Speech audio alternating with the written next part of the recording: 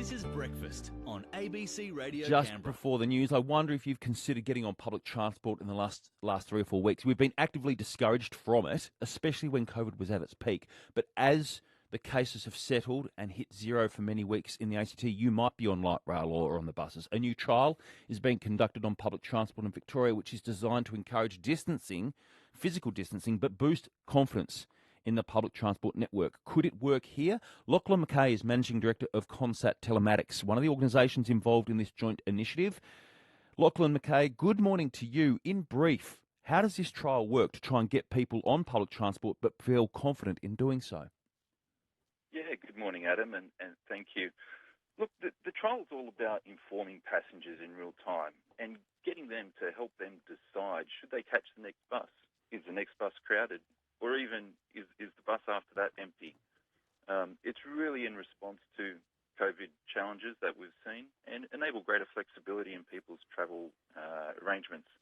It really gives them the power to help make those decisions and avoid crowded services. Briefly, how does the technology or the model work here so people can avoid crowded situations but still use public transport when it is sometimes essential for them to get to work or get around?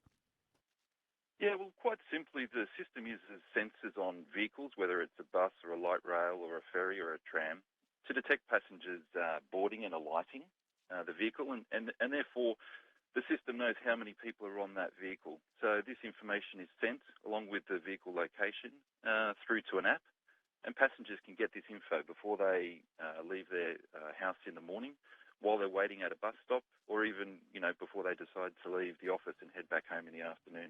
Yeah, so is it already rolling out across the Melbourne Metro public transport network? Could it also be applied to a place like the ACT?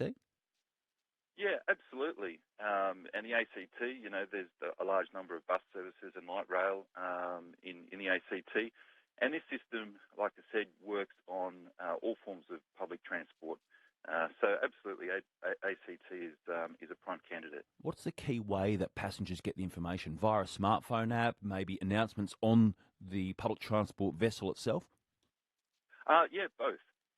So the main way, obviously, if you're not on the vehicle or on the bus, is through an app. But if you're actually on the bus itself, you are provided additional information through visual and audio cues. What will lead to it becoming permanent? I mean, this is a trial phase, but how will it end up being a standard fixture on public transport?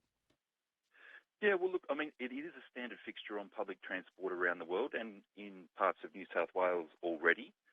As you mentioned, this is now being trialled in Victoria to help with the COVID challenges.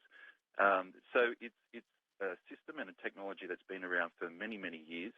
But the focus, obviously, at the moment is on that critical information around crowding. Sounds very practical and useful in the current climate and in the years ahead, because COVID-19 is an example of a pandemic. Another virus will come around. Of that, there's no doubt. Thank you for explaining it to us today, Lachlan Mackay. Not a problem at all, Adam. Thanks for having me. Managing Director of Consat Telematics there.